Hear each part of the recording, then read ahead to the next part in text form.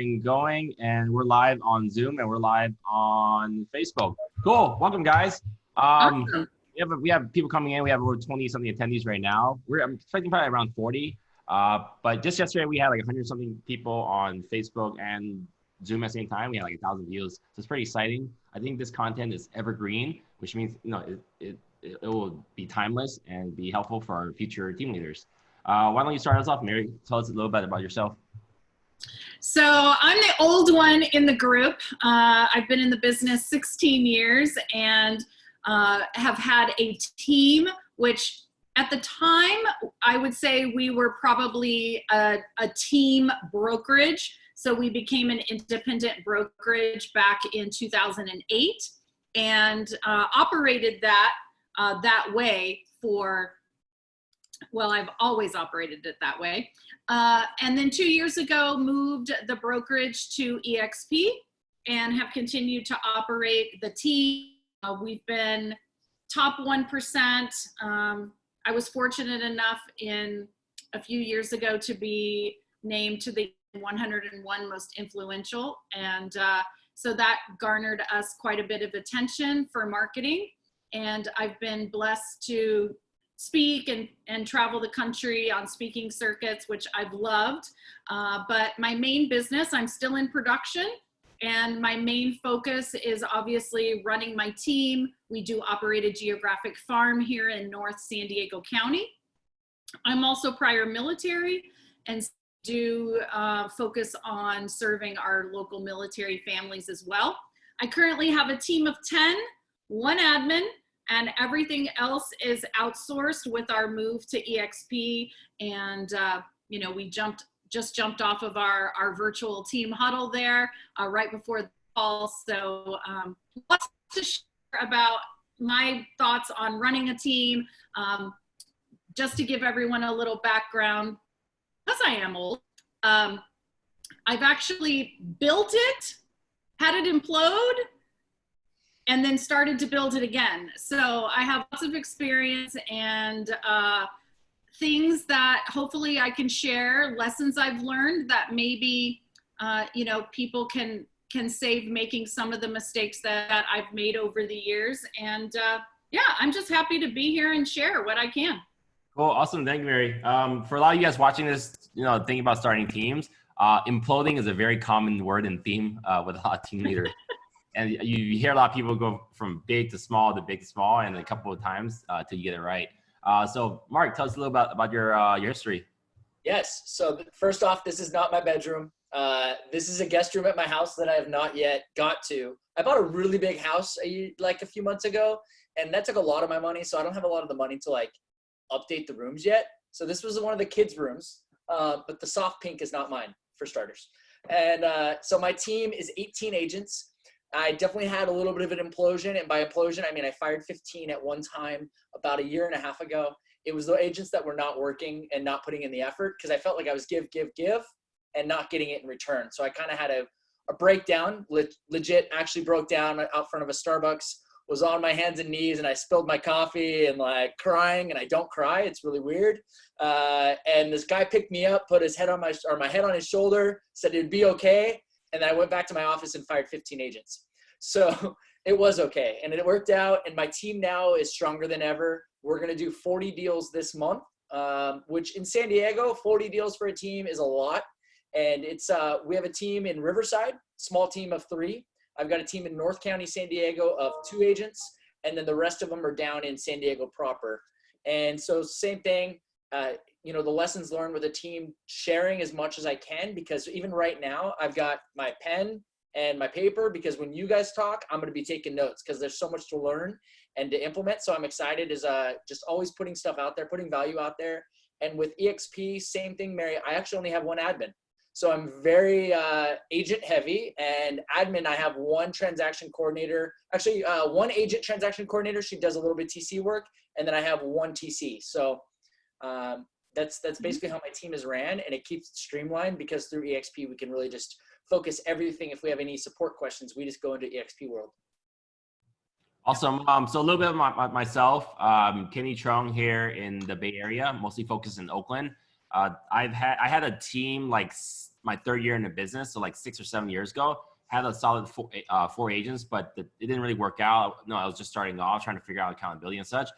So I left the entire team and moved over to Climb Real Estate. So I literally did not bring a single agent with me. Came over, decided I did not want to do teams at all. Just too much of a headache. And lo and behold, that May, some agent reached out to me that just decided to switch brokerages. And then within that next 6 months, I brought on 5 people. And then me not having a team ended up just building it again. And then eventually in the next year, we had a team of roughly 15 by the end of the year, and I had one of my biggest years. I usually do about 50 deals a year, but that year with an almost brand new team, we did about 88 transactions in my 5th year. And then eventually that team mentorship style kind of collapsed. I started running the E-team for my office, but then, a lot of burden sharing, people will come in, learn what they need to learn, and then leave. So I was like, I'm not doing teams again. And I really didn't do teams again for like a good year. I did mentorship. But last November, so like someone reached out to me, is like, hey, I want to join your team. I was like, oh man, this again.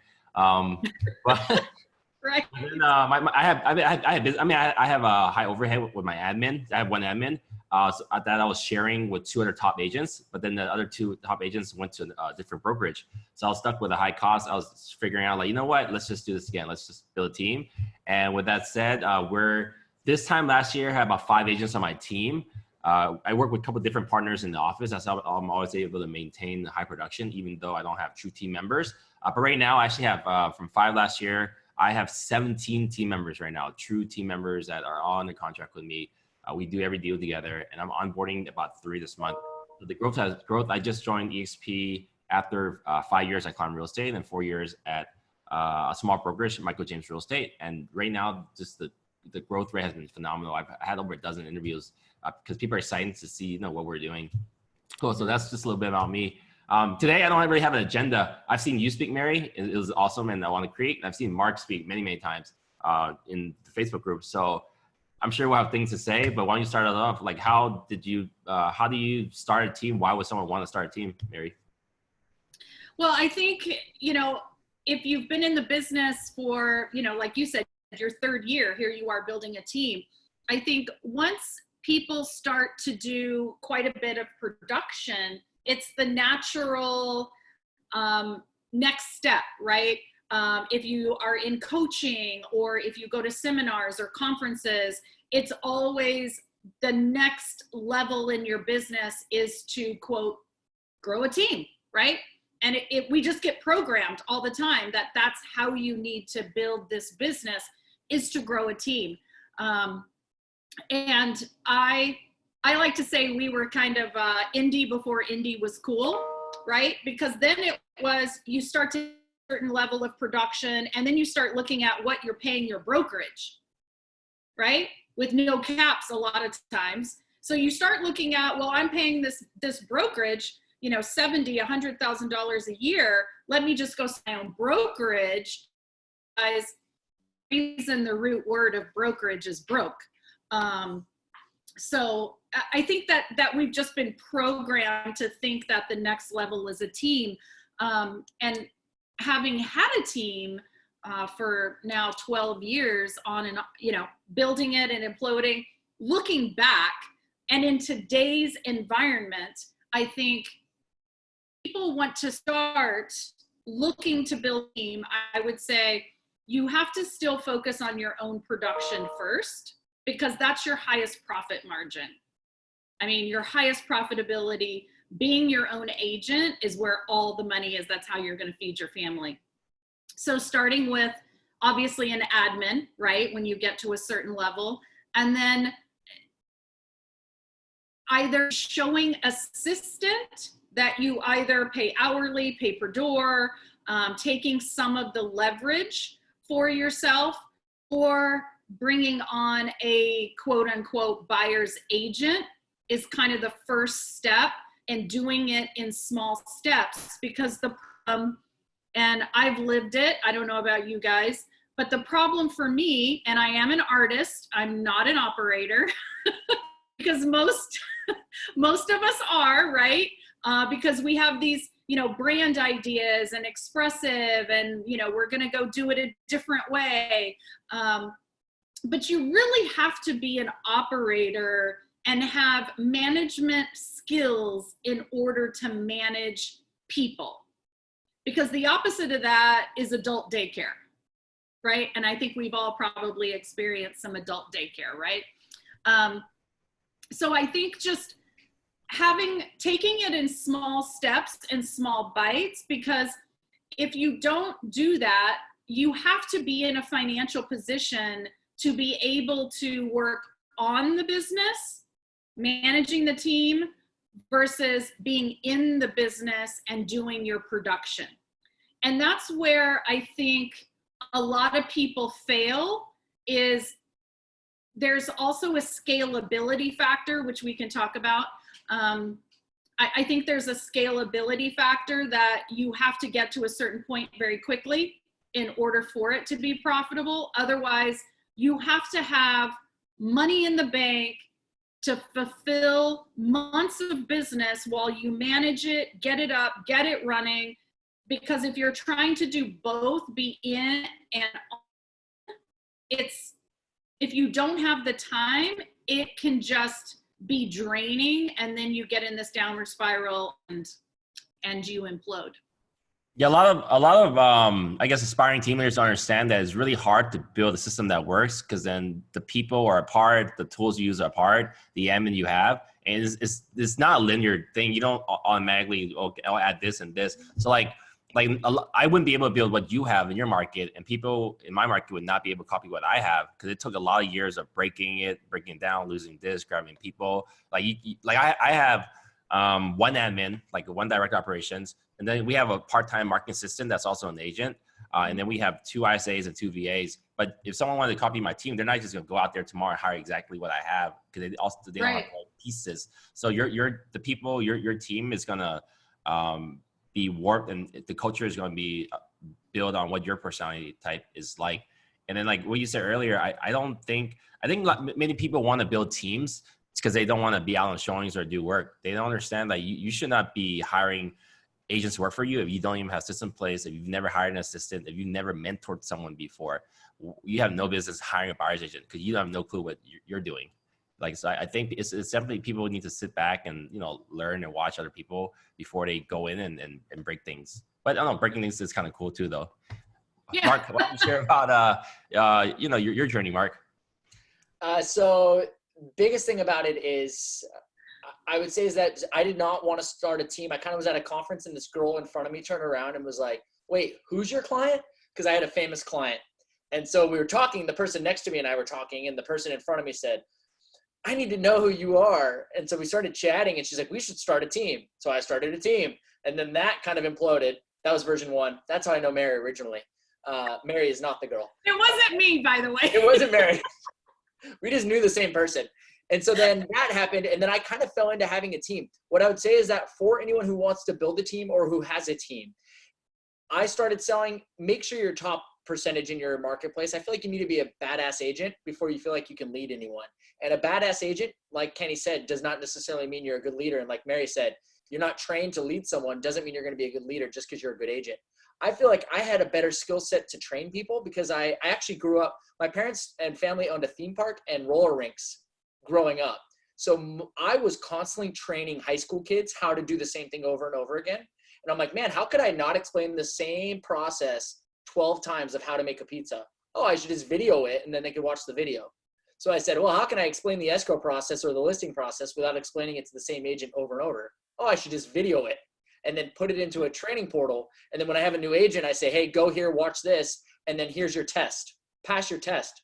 And they're like, okay. Well, I have them take tests on everything. 1031 exchange, Prop 60, Prop 90, which is a California thing. I have them take a test on the listing process. I have them on the buyer process. I make them film themselves and do a buyer presentation. So, and I'm not like, I don't have a system in place. I'm an artist. So it's like, oh, do you guys want to test? Like I just randomly will give it to them. It's not like I have, oh, on the second week that they're part of my team, they're going to get this. I'm not that way. It's like, oh shit, I haven't tested that person on anything. Is it a verbal test or is it written? No, it's a written test. Huh? It's a written test. So I'll do it in my, I'll lead a meeting about 1031 exchange. At the 45 minutes into the meeting, I'll be like, all right, everyone, here you go. And I pass out a test, just like school. And then they take the test. They put their name in. They fill it all out. It's quiet. There's no cheating. There's no looking at your phones, and you hand it in. Because if you know you're going to be tested on some shit, you're going to know that 1031 like the back of your hand because you don't want to look like an idiot to your boss. And I'm not your boss, but I'm your team leader. And everyone loves, and you ask anyone on my team about 1031, mind you, we don't do that many 1031s. But if they were to ever be asked that question on the phone, and that's what scripting is. Hey, you know, I saw you inquired about one and going through LP Mama and all that stuff. No, it's like, oh, you get asked about a 1031. You're like, oh yeah, so, you know, you have 45 days to locate. So that's from your closing. And, you know, knowing those facts. And we do everything from like, hey, this is what a hot water heater should look like. And then we test them and we'll say like, what's missing on this hot water heater? They're not inspectors, but I think you should know some decent shit if you're going to make 20 grand on a house sale. You should know if the hot water heater looks good or bad. You know, you should know what kind of foundation you're going to have if the home is built in 1920s. You should know what kind of wiring is going to be in a home in 1920s. And you shouldn't get stumped by your client when your client, because you have a lot of know-it-alls, your clients should be like, man, this person knows so much shit about real estate. I have to use him or her because they know everything. One of the biggest things I would advise on is a lot of places have taxes different from each zip code. Southern California, it's not that much. In San Diego County, it's pretty much 1.2%. But knowing your property taxes is huge. And if you know, like, hey, this zip code is this, but 1 mile that way, the zip code changes and your property taxes go up, you should know that extremely well. And same with schools, knowing why a certain area is better, why homes cost this much here, but over that way they cost a little bit more. Yeah. So it's just knowing everything real estate. And that's why my team, I think, kicks ass. They're so damn smart. Dude, I love that. For me, I have a master folder with all disclosures. When we're onboarding new agents, we share with them like, hey, go study this. You need to read as many inspection reports as possible. But I like the idea of actually double checking that they know the stuff. And then like for our new agents coming on, we give them access to our CRM. We have about 10,000 leads in there, and we give them admin access, and then they can see how I work, how all our top agents work, and see the processes, the conversations. And that's kind of how we teach versus scripting. But I really like the idea of testing to double check. It's like a pop quiz. I have all my tests. I'll share all my tests with you guys. Awesome. That'd be great. Yeah. So what I do is I have them on Google Drive. I have the test and I have the answer key. Because sometimes I'll be taking the test and I'm like, wait, what's the answer on this one? And I can reference my answer key. Because there's so much to know. I think that's the only reason why I'm in real estate for as long as I am, which is 4.5 years. But it's because I get bored. But real estate, there's so much to know. And that, like, some people are like, I don't know what to talk about at my morning huddle or my team meeting. There's so much we can be educating our agents on and ourselves on the regular basis. Like, for a while, I was like, wait, which one's Prop 60 and which one's Prop 90? I'm like, oh yeah, Prop 90's out of county. Got it. Like, but for a second, I think I've done that once. I've only done a Prop 60 one time, but I know it, you know, if it ever comes my way. So Mary, how do you do your training with the team? So it's one of the reasons I moved to EXP, because I would say probably one of the biggest questions I always get is about hiring and recruiting, right? And we were at like height of our team, right? When we were, you know, real number, you know, every board, we were doing 200 transactions with 6 agents. And we were a machine, right? Partner was manager, was allowed to be the right? Is she marketing, advertising, evangelizing. What? I'm sorry. It was freezing a little bit. Yeah, this is cutting. Oh, I keep putting enable HC on myself, but there's no need for HC, so I think that might be slowing down. You know, that time we were selective about who we brought onto the team, right? We would interview people. We had a very specific criteria. And then after the implosion, I would say people that maybe were not the right people on the bus, right? And I was just caught up in rebuild team quickly because, oh my God, I can't fail. Which now I look back is the best thing that could have happened to me just because of where we were. and being where you are, Kenny, you know, when you're trying to promote a startup, if you haven't had 3 failures already, most investors don't even want to talk to you. We've looked at, you know, just its awards, production, all of these things. And so when I was reading, I really weren't the right people to be on the bus. A lot of newer agents and some seasoned agents. I found myself, you know, trying to educate and hold trainings for the newer agents. Agents were bored, and I would talk about things that the seasoned agents liked, and then the newer agents were like, I have no idea what you're talking about, right? So my training with speaking wasn't where it needed to be. So I really like the fact that you know, these cloud, and so my new can go in and watch open house trainings, the contract class, everything that's appropriate for an agent can go in and training on, you know, X, Y, or Z. But I this to the next level. But at our team huddles, we do more training now, specifically focused on lead conversion, best practices for our CRM, unique situations. If someone's having a difficulty in a transaction, we'll throw it out to the group and put it on the table and learn, you know, based on the situation that's happening real time. Because even after 16 years, I can't tell you every single possibility of problems that you're going to find in this business, right? And I think they need to know everything before they think they can really be in the business. And so our trainings now are very specific to that person and what level they're on, utilizing outsourced resources, not so much internal anymore. And that was really taking a lot of my time. And so now I'm just utilizing the resources that allow me to leverage my time better. But I love the test idea. Yeah, and then Mark, I know you spoke last, I think I saw you in a different video. You spoke about how when a team member asks you a question, you know, like I like having stuff recorded. I just hate repeating myself. It's one of the biggest pet peeves too, you know, as a productivity junkie. Mark, I saw that you record videos of training and then you put them in a database. Yeah, so I had one, it was adaptive view. So I actually would record everything that would do is like the biggest one is I record it and then I put it on this website and it actually got deleted.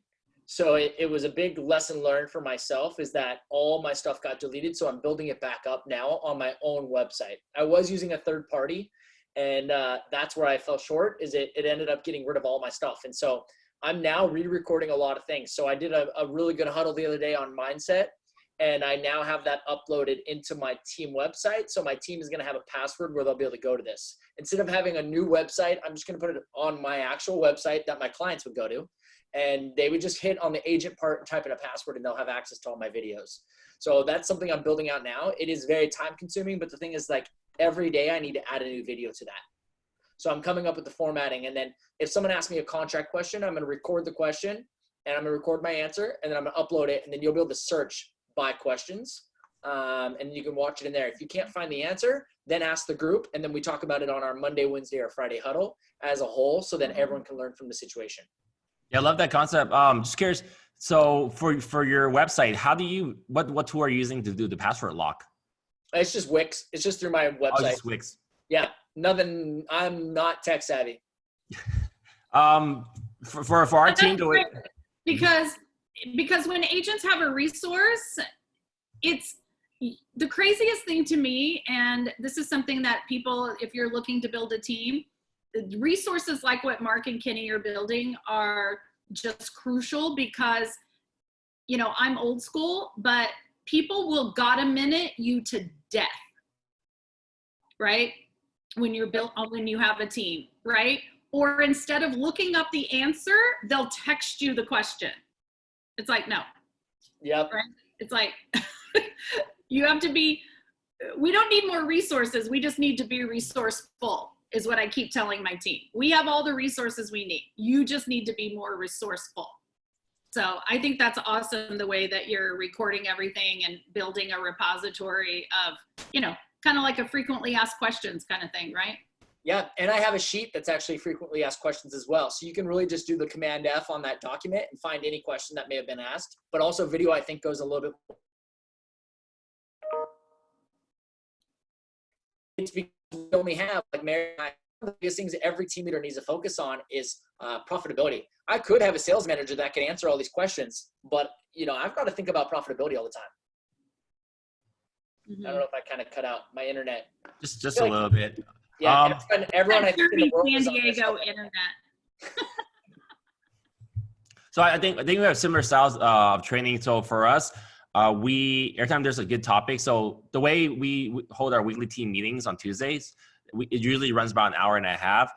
Because everyone's on my team, I'm doing deals with everyone. We have each person speak one at a time about how their week went, what they did, current deals in process, and then at that point, I'll talk about the deal because I'm in every deal, and that they give their insight and then the challenges they had, and then me and my direct operations will then say, this is how we coached them and this is what they did. That way, the agents all together as a team learn from each other about the mistakes they made, so they don't make future mistakes. And then we go one by one, and a lot of our training is done like that. We have so my team is a little bit younger. We're very, very active on Instagram. We have a team channel that is going nonstop pretty much all day. And then we also use Slack. We're pretty heavy on Slack. We have different channels for marketing, for listings, for script training, for great calls, for marketing materials. So we have it all stacked up. And a different brokerage, Coldwell Banker in Los Gatos, the manager there showed me what they're working on. I thought it was really cool. They use SharePoint. I thought about having that, but then it's just another tool. It's just going to be too much work. I like the idea of just having that, building an intranet. Like Mark has an intranet. For you guys that don't know what an intranet is, it's like the internet, but internal. So you can keep all your resources in one place. That's easy to find for your agents. But I think it's really important that if you are running a team, you must have all your training in an easy place to access, and then you're not just answering the same questions over and over. And then the way we do training, advanced training on team, I'm always looking for new tools, new marketing, kind of cool stuff. I'll bring that to the team, but I don't usually handle the easy questions.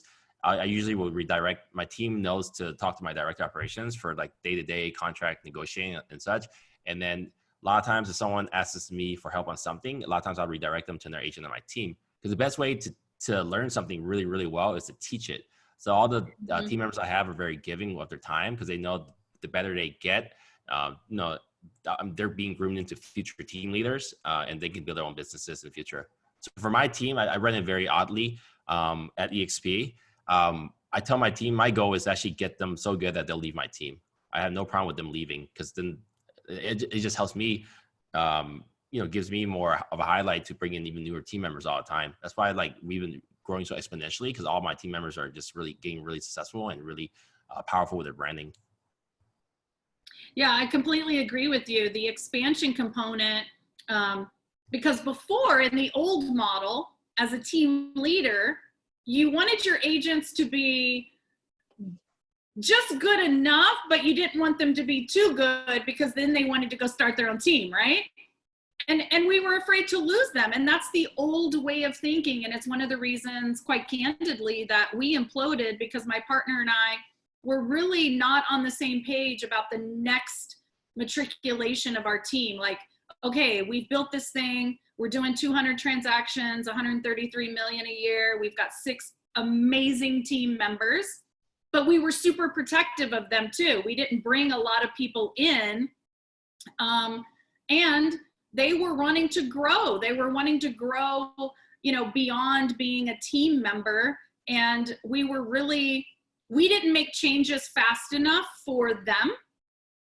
Whereas, like you're saying now at EXP, you have this ability to pull people up and then have them move out on their own and build their own team, but still be connected to you and be a part of what you're doing, which is one of the reasons I came, because it solves that matriculation growth problem that a lot of brokerage owners team leaders have in helping their team members to grow and build their own business and outgrow you.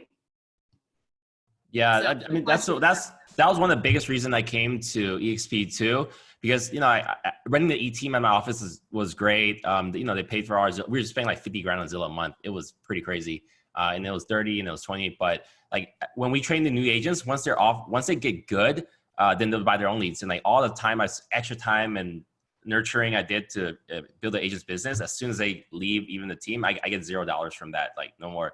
But my system are pretty tweaked because I've done that. I probably mentored like close to 100 agents like on contract. But now with the EXP model here, I love the fact that I can build these team members out, and then if they leave and build their own teams, I get residual on that and get residual on that. So like the model is amazing, because then the way I can grow my business and earn higher is by giving more value. And then it becomes a really fun game that's nonstop.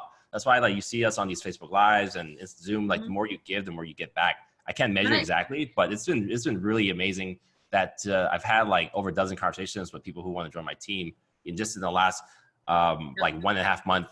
This is before shelter in place. I literally came over and people were like, what the heck are you doing? I was like, doing this. And like, like we're doing these lives, giving information, but this is just an hour of my time. Imagine you were aligning yourself with a really powerful team leader.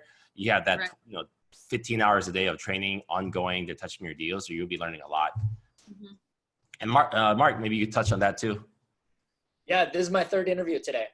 So I've been giving back like constantly. And it's funny is I keep having these agents hit me up and say, hey, look, what are you doing on your team to get this success? Other team leaders and other people. And I'm like, guys, I'm surrounding myself with the top agents. Like just right now, I'm writing down notes of things to do from you guys. Like I said, like even if you learn one thing from each little teeny thing that you watch, you got to go back and you implement. And it's the compound effect of implementing little by little. And sure enough, if you're doing this every single day, you're going to be better. And if you surround yourself, like Mary, how often do you and I talk? Like via text? Oh gosh, multiple times a day, like 20 times a day. Exactly. Like we're in the same marketplace, but like, I'm like, Mary, what do you do for this? All right. What do you do for this? Hey, do you want to do cocktail hour with Mark, Mary, and Tammy? Like we're always chatting about ideas and real estate, and it makes real estate fun. Because I know, for example, a lot of things people are talking about is mindset. I've never been in a better mindset right now. And it's because all the people I've surrounded myself with are all so freaking stoked on the market and what's happening. And I don't know, like you guys aren't worried. No one on my team is worried.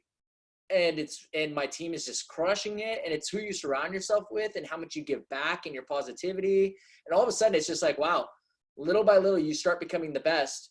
And Kenny, you were even saying is like people are contacting you to join your team. I have to turn people away because I want to make sure that I'm set up to be able to actually turn these agents into rock stars. Like you said, you constantly want to bring people up. I don't want to have just everyone on my team. I want to have rock stars on my team. I want to change people's lives. And so in my team, we do a lot of stuff focused on money, where you're investing, where you're spending your money, not just the split. Because if you only focus on, what's your team leader giving you as a split, that's not what matters. And same thing with the brokerage. My split to EXP is worse than what it was at my last brokerage. But why am I having my best month and the most profitable month if my split is worst? Because I'm learning so much from all the people that I'm surrounding myself with. Guys, it doesn't matter about your split. It doesn't matter what you're split with your team leader or your brokerage. If you're not getting value, then it does matter. If you're getting value, freaking pay up that money because it works. Yeah, and value is key for a team. Like I said earlier, this is my 3rd time doing team. I've crashed and burned tons of time. I'm really excited to say that this current team I have right now, I have not had a single agent leave my team to another brokerage in the last year. A couple of agents have phased out just because they're not really fully into real estate. But we have had 0 turnover. And then when I joined EXP from Client Real Estate, every single member came over. That was part of my team. And we did not bring any other person that wasn't part of my team over. We talked about it, but I think I wanted to come here to stay kind of indie and do my own thing. And just the last month alone, being able to associate with you guys, be different mastermind. Thanks for Kyle and Dan putting get together. We've been just constantly getting ideas from the best agents. Like 2 weeks ago, I had no idea how to put a webinar together. I was in the office for 9 hours trying to figure out the meeting thing. I had to upgrade my account here. And my first one maxed out at 100 people because I didn't know you had to upgrade it. So just over time, And now last week I think this is like my 7th or 8th webinar in the last week, and I have 12 more in a way. And I learned this from associating with you guys. I was like, this is fun. This is not hard to do. Just get the right people and they'll figure it out. I mean, kind of embarrassingly, I forgot to send you guys invites for this webinar earlier today. So I was freaking out, messaging Mark on Instagram and texting you. I was like, I need your emails. Because I was in another webinar responding to you. I was like, hey, this is her phone number. Yeah. I was like, oh man, I have all this set up on the marketing, but I forgot to invite the panelists. Hey, I don't know how. And then it worked, but now like we have you guys here. We have a huge group watching us. So, but this is stuff that I've been learning over time. And look, now, you know, in my marketplace, I can tell you for a fact that I have the most mind share right now. I put together the top broker owner webinar for Oakland, Berkeley. I did one for Alameda County. I did one for top 1% Northern and Southern California. I have one for actually we did that yesterday, the entire Bay Area. That one for Contra Costa. And like, coming out of this, we're going to be stronger than ever, but I only was able to learn this because I got luckily invited to be a part of this. And then now I'm taking and scaling it. So like, just like growing a business, everything is about scale and repeatable results. Yeah. Yeah. Scalability is huge, right? And so I think for team leaders or people that are looking to build a team or start a team, there are, you know, kind of 5 to 6 specific things that people really need to be focused on. And anytime I'm talking with people, I try to get them to look at what are your systems and processes, because if you don't have systems and processes, then you can't bring people in and put them into a process. Like Mark was saying, it's why you make the pizza the same way. It's like, why is McDonald's so successful and you can expand and have McDonald's anywhere? It's because everyone makes it the same way. So systems and processes, and then, you know, your recruiting and hiring practices are really important. I don't know about you guys. I've never recruited anyone. It's all about agent attraction. But then what's that onboarding process? You have to have a system in to onboard agents. This isn't just go out and build a team. Like, you have to have a system, an onboarding system to get people set up. So let's break this into systems and recruiting. Let's talk about systems. What are some of the systems and tools and tech that you're using on your team to track and, like, you know, because like you said, the franchise McDonald's kind of thing, you want agents to be able to just plug and play in and right. Just start going at it. So what are some of the systems that you use, Mary? So we are Boomtown. We use Boomtown for our CRM. We also use that to plug any and all of our leads into. And then we use SkySlope for our transaction management. But really Boomtown gives me all the accountability metrics that I need. I know some of you have implemented Sisu and that sort of thing, but really it comes down to what someone's goal is, how many conversations, like it's just math, right? And the Sisu, you know, there's broker metrics, there's all kinds of different things you can use, but really that call accountability, text accountability, email accountability, and working with leads and looking at someone's calendar and knowing what activities they're actually doing is. Yeah, I'll show you. We just onboarded. We onboarded with Sisu a couple weeks ago, but we just launched it 2 days ago. For you guys that don't know what Sisu is, I'll give you a glimpse right here. It's pretty cool. So this is Sisu, where you get to let me see, track your activities. And then I borrowed from Tom's Ferry Pivot new spreadsheet, because, you know, before you might want to track things like open houses, door knocking, calls made, but right now it's kind of difficult, or we're in a different environment now. So we kind of tweaked this. Now we're adding conversations, how many Instagram or Facebook DMs you had, how many posts you did, MailChimp you sent out, Zoom training, one-on-one Zoom trainings, and then your regular stuff like appointments and offers written. So I'll give you this is what I've done for the month. I recorded, this is from 3 days ago. So this is not accurate. I gave up on the Facebook, Instagram. It was like too many. But I posted twice on Instagram this month. I did 17 Zoom trainings, whether I was part of it or on someone else's. I worked 77 hours on my business, and then 32 hours in my business, and then 32 hours on my business, which is like training, one-on-one, listening to other people, recruiting calls, 11 one-on-one calls. But this is pretty cool because if you have a team, tracking is everything. And this program is not too crazy. It's like $100 a month, about $15 a user. So this for us is about $1,000 a quarter. But you realize no one wants to be last on the leaderboard. So you have this, every team member is going to want to input their data to get be up there. So this is a glimpse of what my team, the ones that has inputted so far, has done. That's just working on business. Let me see how many hours they worked in business. And are your agents inputting this every single day? We onboarded 2 days ago, so they should be. I track my calendar down to the 5 minutes of everything I do. So I was able to go backwards and plug mine in, and I kind of teach my team to do the same thing. But tracking is so important. And then every team, you must have a really powerful CRM. Like Mary, you're using Boomtown. I absolutely love Chime. I've been on Boomtown and Sync. They're all on par with each other, but I think Chime is constantly adding new features. Mark, like what are some of the tools that you use to manage and track your team? So I was on originally Boomtown and Sync as well. I started Sync, Boomtown. Now I'm on Firepoint. We actually did Firepoint first, and all the big teams were on Boomtown. So I switched, and then after being at Boomtown for a year, I said, I'm going to go back to Firepoint. So it's a smaller CRM, not a ton of users. I think it's like probably a third of what Boomtown has. But man, I love it. We do Firepoint and Wailopo. It's an integration for the search site and the AI. It's insane. If you guys ever have any questions on that stuff, like definitely Google what that's like. But and then we use Sisu as well. I don't over KPI, so key performance indicators. I don't have my agents enter in their information actually. So I just focus on the agents that are experienced.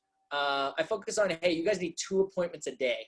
And right now they should be doing Zoom appointments or FaceTime appointments, either past clients. And I do something called a 100-point day. I'm more than happy to share it out with everyone.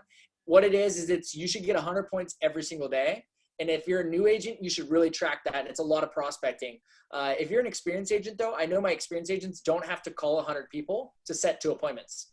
They can set 2 appointments like that. And these people, my top agents are closing 6 or 7 deals a month in Southern California, which that's a ton. So I don't want to over KPI them, meaning I don't want them to constantly be like, oh, how many calls did I make? How many of this I make? Well, Firepoint and Sisu actually integrate. So if you make a call, it logs it automatically. But if you make a call outside of the system, it's not going to log it, etc. But my biggest lesson learned is I don't like to bother like my agents with the little tedious things. But I think the newer agents for sure should be tracking everything. Mm-hmm.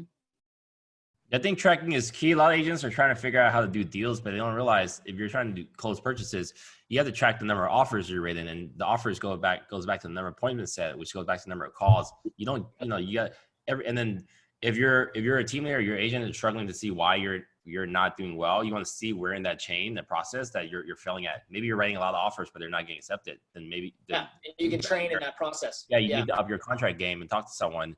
But you're doing, like, we have a mix of people stuck in different areas on our team. Some people are really good at calls, but they're not able to close for an appointment. And before we had sales manager, great sales manager at Client Real Estate, he was sitting there guiding the clients, buyers agents through it. A lot of the agents will talk themselves out of appointment. They just kind of ramble off. You want to ask for an appointment. And great so like there's a lot. That's where the team leaders and coaching comes into play, I feel. Go for No. Have you ever heard of that book? No. That's a great book for new agents. So the way that I coach on it is, yes, you can go and track and see who's not writing the offers right and not getting offers accepted. But we have an exact process of when you write an offer, and it's in my video. So you should do it. Your very first offer you ever write, you're going to do this exact same thing every single time. So there's no one ever stuck in the offer process, because your offers are freaking badass, because I make you write them the exact same for every single person. And we have an exact process of how to do it. And if you're not getting offers accepted, you're not coaching your clients. That's the only way you would not get an offer accepted, is because you didn't coach your client and do an offer strategy session. But besides that, for the appointment thing, the go for no. So if you're not getting an appointment every single day and at least 2, you better keep calling until you get 2, period. I don't care how many people you have to call. You have to have 2 appointments every single day, because someone's not going to show, something's going to cancel, something's going to happen. And right now, you just got to have 2 appointments every single day, no matter what. And the book that you read for that is Go for No. I think a lot of agents right now are just watching webinars all day, which is great, but they're not actually out contacting their clients. Someone jokingly messaged me the other day. That was pretty funny. They're like, great job, Kenny, distracting all these agents by putting on these webinars. They're not calling their clients. I was like, I didn't think about it like that. That's kind of funny. So if you're an agent watching this, it's really great you're sharpening your axe, but go out and do something. Call your clients. Like I think a lot of agents, people who are comfortable or complacent, are just finding excuses not to make contacts. It's like, oh, it's a bad time. It's Corona. Like clients don't want to talk to you. Actually, yes, they do. They want to talk to anyone right now. Maybe they haven't done anything but watch TV. They'd love to hear like a human voice interact with them. So I think just drop all the excuses and, take some action. Yeah, it's really about action and results, right? Yeah. So one thing I want to touch on is scalability. And this is something I've had to learn the hard way. If people are looking to start a team or they are already a team leader, back to that kind of, working on the business and working in the business, still having your production, you have to really know your numbers. Because I think a lot of people go to start a team and they kind of hit that 5 team leader, 5 team member mark, right? And then it's about scalability, because the systems and processes help you scale to profitability, because that messy middle, and in my market, I've found it's kind of like that 8 to 18 to 20 agents. Like if you're below 8 to 10, depending upon their production level, you can still make a profit. But then when you start getting in that 10 to 18, 10 to 20, your expenses go up dramatically while the production isn't there. And you've got to get over that hump, right? Over 18 to 20 agents to get profitable again. So team leaders need to be super mindful of running P&Ls. I live in my P&L now, whereas used to I didn't. My head was in the sand and I left that up to my partner, which was a big mistake.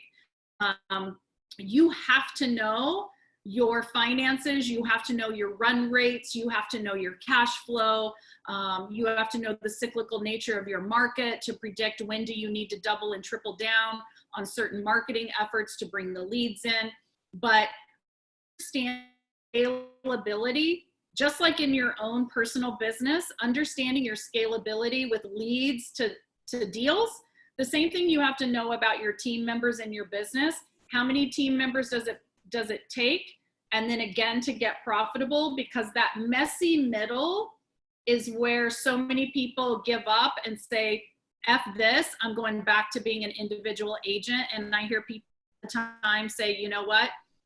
I was less profitable. My expenses were through the roof. I was unhappy. I was drinking every night. I just couldn't take it anymore. And then they just fire their entire teams and go back to being individual agents. So be super duper mindful. Did I just say super duper? Oh my God. Be mindful of that scalability and run pro formas out, right? Like you guys are super techie. I'm sure you've got pro formas run for everything in your business. So just be super mindful of that when you're looking at what is it going to take to scale to be profitable. And like something to know, I mean, a lot of you guys watching this are wanting to start a team. Teams are not for everyone. You realize if you start a team, then you rank up the expenses. Like some expenses you might not think about. Like I have G Suite for my team. It's not a lot of money. It's like $15 a user, but then C-Suite is $15 a user. And then Chime is $30 a user. Like and Slack is like $15. Like that stuff adds up really quickly. So my overhead for each team member is probably on the like $80 or something, but I have 17 of them. That could be $1,000 a month just for even if nothing comes in. That's my overhead. It really adds up. And then for like a lot of the future team leaders, you realize if you hire an admin, that's costly. You might do so many deals that you need to hire an admin, but then you need to do more deals to make up for the admin. And then at that point, like, why do you have that? Then you got to do more deals just to make sense of it. So, and then you're stuck on this, roller coaster ride or rat race to constantly hire. And this is where things, and then your costs go up. This is where things kind of implode. So if I had some suggestions to make for someone starting a team, go slow and really take it a step at a time. Like Melody just asked, what's the best and most simple way an agent can start a team from scratch? Mark, why don't you let answer that one? Yeah, so I was going to say is that if you are a new agent solo, if you're closing, you know, and you're in your top agent in your marketplace, then I think it's appropriate to start a team. If you're not, the way I look at it is you better be so busy that you need to add someone to help you. Adding people to get yourself busy is not the answer. So step one, you better be a badass agent and you better be too busy. Then you hire what I did and what I suggest. One thing that Kenny touched on is expenses. So my admin is my TC. So my transaction coordinator and my admin are the same person. You then figure if you're going to be paying a TC $450 a file, or you then can write that off basically and say, okay, well, if I do 4 transactions, that's, you know, $2,000 off my admin expense. So thinking of how to utilize people. And then pretty soon, if you get enough transactions going with yourself and maybe another agent, you may have to add an admin as well. Personally, I can get by with just a transaction coordinator that can do probably about up to 50 files a month. And she's fine. And so that then becomes a profit center for my team as well, because I have to pay that TC, you know, a certain dollar amount per month. Well, we're making, each agent pays their file fee. We make that as a profit center. So then it helps cover other costs like my G Suite, my CSU, my FirePoint, my Ylopo. Because if you're not paying attention to covering those costs, that adds up. And pretty soon, like you said, one house to pay for this, one house to pay for coaching, one house. And all of a sudden you're like, shit, I can just be a solo agent and still rock it. There's some people that have so many admin. I'm like, what do your agents do all day? They have so much support staff. It's like, man, you really should be focusing on making your agents become more streamlined, having a process in place. When my agents go on an inspection, they know that they're going to cover the disclosures with the buyer at that point. There's no one to cover the inspections with them before then. For example, when you go on a listing presentation, bring your lockbox so you don't have to go back and put a lockbox on the house. Bring it with you. Bring it into the listing appointment and put it on the kitchen counter. And they ask what that is. And you say, well, this is what I put on your house when I list your home. Do you have that extra set of keys? Perfect. Put them in there and you have the lockbox on the house. So it's just coming streamlined with your system so you don't have to have an admin support to do everything. You could really do it all yourself if you're an agent. Yeah, I think it's really important to document every single thing that you do, and then you can figure out, because we were working with a company called Closio before for a little bit, but really we're able to break down like on every listing appointment that we're setting up for, and on the listing to do service listing, we're doing about 80 different things. And then if you have that on a spreadsheet, then you could put, I do this, my partner does this, my assistant does this, anyone can do this. And you break it down, and then our listing. So I win at least 80% of all listing appointments I go to, because we do exactly the same thing every single time. The way the marketing material is in presentation, it's like 12 different things. I make sure it's down to the T that the CMA report, the first page has to be heavy paper. Use this type of paper clip. It's all really organized. And then that I have my director do it. And if she's busy, she has my assistant do it. So for every like listing appointment I go on, I spend about an hour preparing, and then that's it. But someone else is spending the other hour prepping the materials. I just go pick it up and go. And then like something we do pretty cool on our team, every single agent on my team has my calendar. So last year I went on 113 listing appointments, but I probably like over 100 of those, I didn't book the appointment because my team leader sees in my calendar, I have availability. They do CMAs, I double check it, and they'll just set it and go. So when you have processes like that, that's when you can start also scaling up, because you're not spending your time doing the small tedious tasks. We have one director of operations, but we also have 4 virtual assistants. The virtual assistants are like $5 an hour.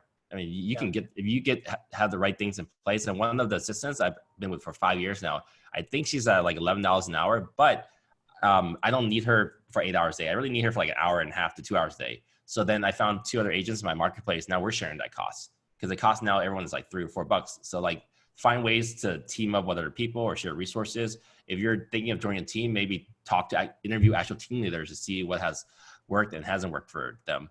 Because in our market, there's only like maybe, so Alameda County, Contra Costa County, I think there's only like maybe less than 10 agents that have more than like 5 people on their team. We're not big on teams. You can be a top agent if you do 20 deals a year, you're in like the top 1%.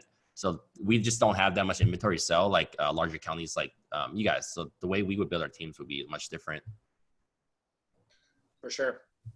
Mary, let's touch on recruiting. Probably let's go in for another 10, 15 minutes. Like, what's your process for recruiting, and how do you qualify, and what do you look for? Well, before we were very systematic with it and treated it like a corporation, right? We had them do the disc, and they would come in, and I read the book Who, which I would highly recommend. It's a great book on hiring. And the one thing that did change our hiring process is, we would have them come back for a kind of team interview, if you will, and a culture appointment to see if they were a good fit. Because remember, we were super, I was about to say duper again. We were very mindful of our culture. I'm sorry, this is the problem of working from home, right? This is real life, people. This is real life. What's up, Taylor? So we would start, the very last thing that we did is we would bring the spouse in for a meeting with us to talk about, what to expect, open houses. Because if an agent doesn't have really great support at home, as we know, this is a 7-day-a-week business. So having the spouse come in and making the spouse feel like they were a part of what we were doing as a team and a brokerage and a culture was really important. I would say after the implosion and after my kind of sabbatical, that I wasn't great about my hiring process. I was bringing on people I liked, and I really wasn't vetting them up front a lot, because I know some people interview really well and some people don't. So I really think that a lot of times people just need to get into the role, right? And so having a 90-day kind of period where we're just feeling each other out, I think is super important, because then you get them in the role, you get them on the phone, based on their work ethic, if they're going to be a good fit for your team. You'll know if they're going to be a good culture fit for your team. So, but I think you have to have some system in place. Otherwise, this is my husband, and as you can see, we are practicing safe guidelines here in the Maloney household. I can take it off. We're all safe inside the house. With this bag of toilet paper. No, you know what? They were out. This is from the Navy thing.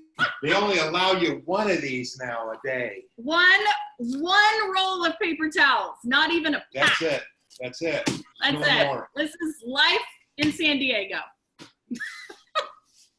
That's crazy. I'll touch really quickly on our recruiting process. So I've recruited I don't know, at least 80 agents to my company or companies. A lot of agents interview very well. They practice for it. They know what they're going to say, their strengths, their weaknesses. Everyone comes in with the energy that I'm a hustle and all this, but really so we learned that certain questions asked how many hours are you really able to commit to this? Because we don't need full-time agents. We just need people to be very self-aware and true to themselves. And then, do you have a car? We actually have a bunch of agents realize they don't even own cars, which I think is crazy. And then interviews now, I only do interviews with agents with my director of operations. I do not do solo interviews, because then she'll ask questions and she'll see something body language that I might not see. And then the big thing now that has really been a huge success in our recruiting efforts are attracting. So I also don't recruit. I don't even follow up with agents. I can't remember last time I double check, hey, do you still want to come? I just leave. Just if you're constantly putting out value, there's FOMO, right? People want to be attracted. Right. What are you guys doing? So some of the things, and then we don't want to scale too fast. It'll just break things. I don't want to break more things right now. It's going pretty well. I always recommend that the agents are even interested in joining our team to start following my peers, my team members on Instagram. They can see actual day to day. I tell them to interview the agents on my team. I give them the list. I give them the list of everyone. Hey, talk to these agents. Ask them the experience. Because I'm the sales leader. I'm recruiting you. I say what I say, but it's always going to be a pitch. So why don't you talk to the agents on my team and see if it's a good fit? And we've been able to attract probably the best agents, because then as you're building your team larger, there's always higher chance of ruining the culture. But if you're building like that and you're attracting the right people and then they're talking to the right people, you're building a new mode. So I can say that on my team, we're probably the most diverse team in our area with 17 agents. all backgrounds, all ages. Like it's just a fun environment, and we're all motivated and hungry, and we're very. I think we have like probably more energy and excitement than in any team in my marketplace. You said something right there. What is that book, Mark? You probably remember that talks about being hungry, humble, and smart. Because he just talked about being hungry and being fearless. What is that book? Something leader. I'll look it up. Mark, you go with yours. Cool, Mark. How do you attract talent, and how do you vet them? Mine's been natural. So I haven't ever actually recruited. I had a recruiter on my team and it didn't work and I got rid of him. But we focused because I wanted to grow very large. I was trying to model. I found that just Instagram and through social media, people were contacting me. So I didn't do much with actual recruiting. And when we vet them, we just talk to them. It's one of our, like basically on our core values. If they match our core values, I think I can turn almost anyone into a rock star. What they're going to be like until they hit the ground. I don't recruit experienced agents a lot of the times. Is it unstable? There we go. I don't attract experienced agents a lot of the times. Now that my team is really creating a lot of rock stars, the more experienced agents are coming to us.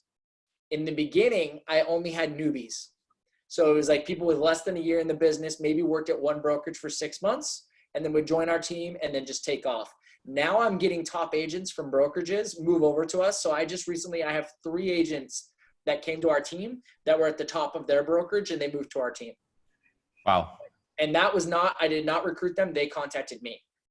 Mm-hmm. So that's the biggest thing. And I think it's to stand to the core values. I like the hungry, humble, smart, going after that stuff. I think it's just being a good person and wanting to help each other out. That goes a long way in my book. And if you have a positive mindset and always happy and just, if you lose an escrow, complain about it for 30 seconds and get over it.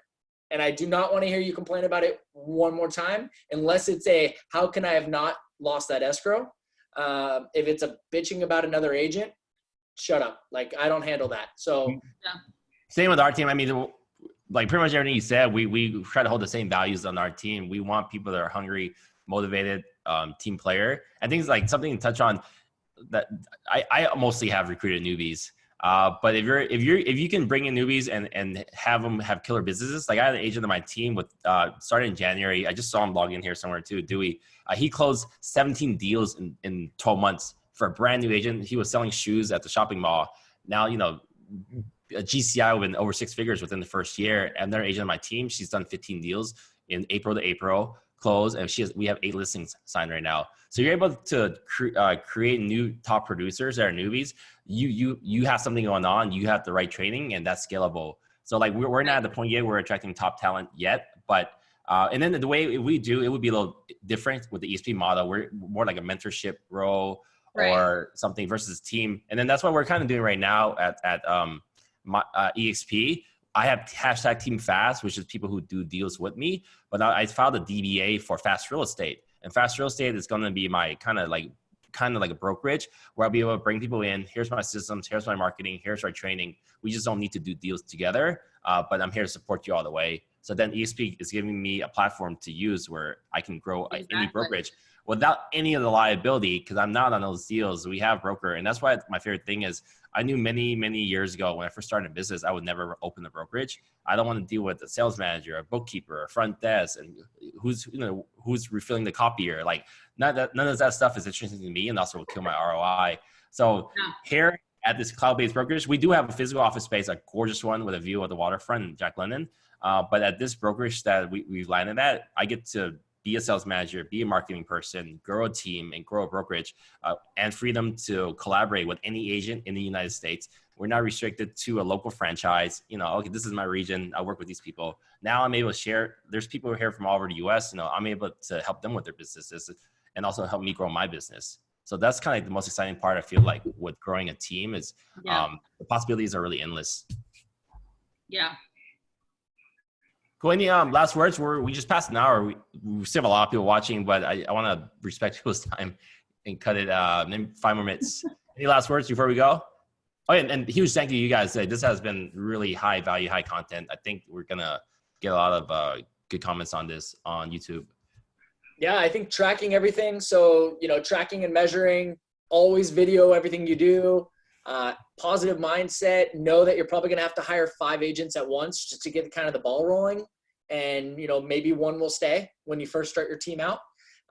It's kind of like getting those people in. And then once you start doing it, guys, if you just keep trucking along, I always say, be like Dory, just keep swimming. Trust me, you're swimming in the right direction with my brand. I know which way to go, especially agents on my team. I'm like, guys, just keep swimming, keep going forward.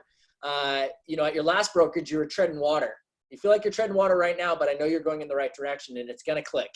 And I think once you've done it a few times with those new agents, you know the proven process. I can see it in some people's eyes. They're like, I want to do this, I want to do that. And I'm like, no, just stick to my process. And I know it and document it and say, hey, look, having those proven measures, that's where you can start duplicating this over and over again. So that's my biggest thing is I would just say is document everything, have a process down, be really cheap with your money, save and freaking stop. Don't buy stupid shit. Awesome. All right. Thank you, Mark. Mary, how about you? Any last words? I would say, don't think that you have to build a team to be super successful in real estate. Have to really want to take on management and really find a team leader that you see as a mentor that can help you with that, talking about scalability and profitability and where we've put our money that worked and where it didn't work. But don't think that you have to go out and build a team just as the next level of success. You can sell 100, 150 transactions a year with 2 great admin and a showing assistant and be wild profitable. So you have to decide what's really important to you. And how much time do you have? And can you leverage? And is it something that you really think you want to do? Because it can end up eating up all of your time, emotion, and energy, because trust me, there are energy sucking vampires out there. And fire fast, hire fast, fire fast. I like that a lot. We hire fast, fire fast. Yeah, hire fast, fire fast, and know that you really want it. And above all else, make sure you have an ironclad team agreement in place. And that's a whole nother webinar. So like a lot of things, jumping off what you said, agreements are really important, because then I actually, a couple agents I've interviewed in the last weeks were very unhappy with the last brokerage they were at, their team, because it wasn't clear. They said, well, they had support on this listing, but their names ended up not even being on that listing. So you gotta just have those contracts, have those splits all labeled out. So and then it needs to be fair with all across the team. No exceptions for any special team members, because that's gonna break the system. And then like another thing too, we didn't really talk about is team leader, right? There's team leaders. There's people who have leadership skills, but they suck at sales. And then there's the people who are good at managing people. And then there's bosses. Bosses, they boss people around, go do this, but they're not actually leading. So I think being a team leader is a really unique skill set. You really have to analyze what it is that you do. You're leading people. You're being a role model for them, but you're managing them. But in a way, you're not offending them. You're telling them what to do, but then you also have to offer value back for in exchange for their services. So there's just lots of different things to think about. And then some tips maybe I could give is, I was never a natural good team leader. I've had to study it. I read a lot of articles, Audible, there's tons of leadership books. So you really have to hone your craft, because if you don't know how to lead, you're just kind of fumbling around. And then the thing you touched about, Mary, is, if you want to build a team for sake of building a team and it implodes, it's not just the stress, your business also suffers, and you need to rebuild the business. So like, do you really want a team? And when you're doing it, you're front loading all the work. If you're building a team, you need to invest a lot of time into it. If you have a spouse, if you have kids and all that, and a very balanced work lifestyle, you can't give 100% of everything you do at one time. You don't have 400%. You can't, be a good partner, be a good worker, be a good leader, and an agent. So you have to really focus on like what's important to you. Is it profitability? Is it scaling? Or is it, a lot of team leaders want to do it because it's for their ego, and you see that all the time. I'm gonna start this team. And I see 2 teams right now in my market. There's no team members. It's the whatever there is team. I was like, I'm not really sure what they're doing. Anyways, I'll leave it at that. Cool. Well, thank you everyone for joining us today. This was a very intense hour, almost half, and we look forward to having you guys. Tonight at 5 p.m. we're doing with Jerry Beverly, Brian Tran, Crystal Florida, and Kenneth all my past people I've worked with at Climb Real Estate in the past. But now on Compass, so it'll be fun. It's going to be a Climb reunion tonight at Compass for investors at 5 p.m. PST. Cool. Well, thank you for joining us today. Cool. Thanks, you guys. Bye, guys. Thanks, everyone.